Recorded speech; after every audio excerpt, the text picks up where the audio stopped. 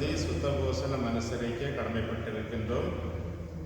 ஆண்டவரின் பாடுகளை நாமும் நமது மனதிலும் உடலிலும் உணர்ந்து கொள்ளும் விதமாக இந்த நிகழ்வை நாம் இன்று செய்கின்றோம். இந்த பாடுகளின் வெள்ளியை நாம் சிந்திக்கின்ற போது இதை எவ்வாறு நாம் கொண்டாட வேண்டும், இதன் பொருள் என்ன என்பதையும் நாம் சிந்திக்க கடமைப்பட்டிருக்கின்றோம். எகிப்து நாட்டில் அடிமைகளாக வாழ்ந்த இஸ்ராயல் மக்கள் அவர்களது வீடுகளின் வாயில் நிலைகளில் செம்மறியின் இரத்தத்தை பூசிய போது பாதுகாக்கப்பட்டார்கள்.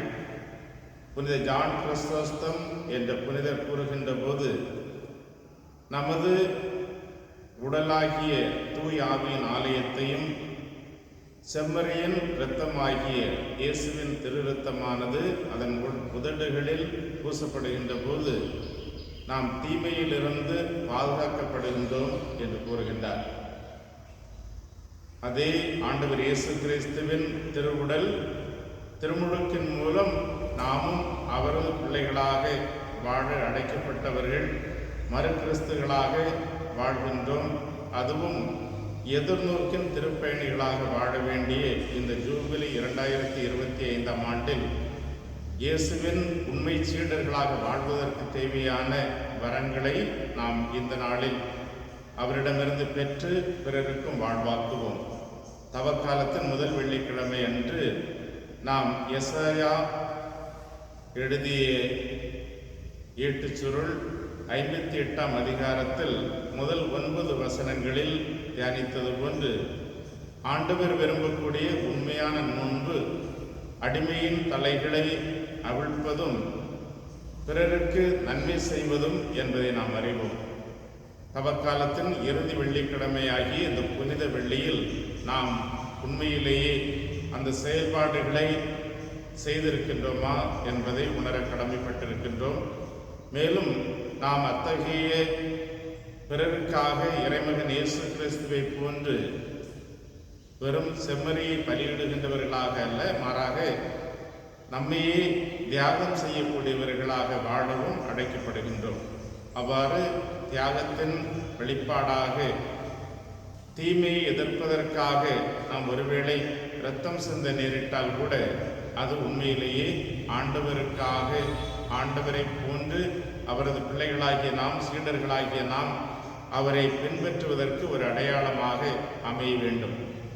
இந்த புனித வெள்ளியானது நமது இறைமகன் இயேசு கிறிஸ்து அவரது திருவிழாவிலிருந்து வழிந்தோடிய இரத்தமும் நீரும் இந்த உலகின் பாவங்களை கழுவி புனிதத்தினால் திருவருட்சாதனங்களினால் ஆசீர்வதித்த ஒரு நாளையும் நமக்கு நினைவூட்டுகின்றது. இதோ இந்த திருச்சடங்குகளில் கலந்து கொள்ளக்கூடிய நாமும் அவரது ஆற்றல் பெற்றவர்களாக, அவரது புனிதத்தில் பங்கு பெற்றவர்களாக, நமது வாழ்வின் மூலமாக, நமது செயல்பாடுகளின் மூலமாக தீமைக்கு எதிராக நிற்பதோடு அல்லாமல் நமது வாழ்வில் உள்ள எல்லா விதமான தீமைகளையும் அகற்றக்கூடியவர்களாகவும் வாழ நாம் அழைக்கப்படுகின்றோம். இதோ இன்றைய புனித சடங்குகளில் கலந்து கொள்ளக்கூடிய அல்லது பக்தி முயற்சிகளில் கலந்து கொள்ளக்கூடிய நாம் ஒவ்வொருவரும் நாம் மேற்கொள்ளக்கூடிய சிலுவை பாதை வெறும் சடங்காக அல்லாமல் துன்பப்படக்கூடிய மக்களை காப்பாற்றுவதற்காக, தீமையில் வாழ்ந்து கொண்டிருக்கின்றவர்களை அவர்களை விடுவித்து பாதுகாப்பதற்காக நமக்கு ஒரு அழைப்பை விடுக்கின்றது. பாவத்திலிருந்தும் சமூக தீமைகளிலிருந்தும் நாம் நம்மை மீட்டுக் கொள்ளுகின்றவர்களாக வாழ்கின்ற போதுதான் சிலுவையில் தனது இன்னுயிரை நமக்காக கையளித்த அந்த இறைமகன் இயேசு கிறிஸ்துவின் உண்மை சீடர்களாக நாமும் வாழ முடியும். ஆகவே அதற்கான வரம் வேண்டி இன்றைய நாளை புனிதமாக நாம் கடைபிடிப்போம். ஆண்டவர் உங்களோடு என்றும் இருந்து உங்களை பாதுகாப்பாராக.